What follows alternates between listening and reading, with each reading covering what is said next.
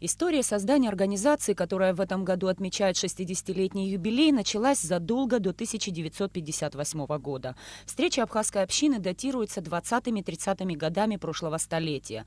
Первыми абхазами, появившимися в Москве, стали, конечно же, студенты. Но их судьба оказалась трагической. Почти все они были репрессированы. Второй этап формирования абхазской общины начался после смерти Сталина. В 1958 году, впервые за 20 с лишним лет, была возобновлена встреча студентов из Абхазии в Москве. Это движение возглавил Тарас Шамба, который на предстоящем торжестве будет главным юбиляром. Мы отмечаем в этом году 60 лет с начала встреч московской абхазской диаспоры.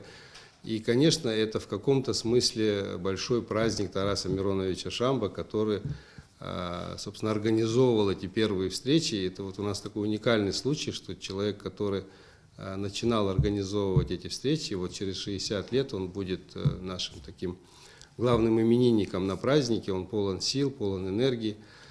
Это замечательно, огромная ему благодарность, поклон. Цель создания организации, по словам Беслана Агрба, это в первую очередь консолидация всех проживающих в России абхазов, содействие развитию нашего государства и, главное, сохранение аутентичности и национальной самобытности. На сегодняшний день в диаспору входит около 800 человек. В то же время только в Москве, по разным неофициальным данным, проживает более 4000 человек. По словам Беслана Агрба, есть те, кто не принимает участие в жизнедеятельности диаспоры.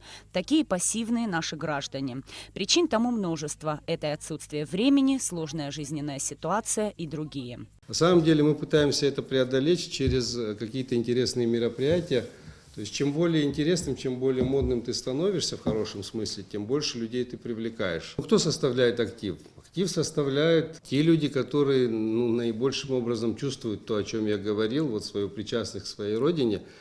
И хотят часто общаться. Да, это, наверное, я бы сказал, что это человек, наверное, 150-200. Официально днем создания общественной организации «Московская абхазская диаспора» считается 2011 год. Именно тогда юридически было зарегистрировано общество, объединяющее всех абхазов России.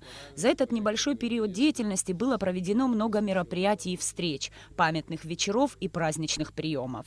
Планов много. Беслан Агрба поделился с журналистами своей главной мечтой, грандиозной задумкой, которую ему хотелось бы осуществить в первую очередь. Мы как раз хотим сделать обращение, сначала сделать обращение. Смысл этого обращения в том, что как раз мы призываем, обращаемся ко всем диаспорам, да, ко всем людям, которые обладают неким потенциалом участия в развитии Абхазии, провести такие вот общенародные, общенациональные форумы в Абхазии, на которых не просто вот где-то в кабинетах министерств и ведомств, да, абхазских, а в каких-то таких общественных форумах мы должны, мне кажется, обсудить конкретно, причем я бы хотел, чтобы это обсуждалось, те вызовы и те проблемы, которые есть в Абхазии. Помимо всевозможных детских праздников, семинаров и выставок, московская абхазская диаспора осуществила десятки успешных проектов. Среди них «Что, где, когда», завершившаяся победой наших студентов, перелет «Абхазия-Россия», посвященный кавалеру орденов Красной Звезды Киазыму Агрба, проект «Лица диаспоры. От истории к современности», который осуществляется совместно с Международным культурно-деловым центром Абхазии. Свой день рождения наша диаспора планирует отметить с размахом. Уже в это воскресенье, 25 марта, юбилейная встреча состоится в отеле «Карстон» в Москве. Нисфарш Бабислан Джинджоли, Абхазское телевидение.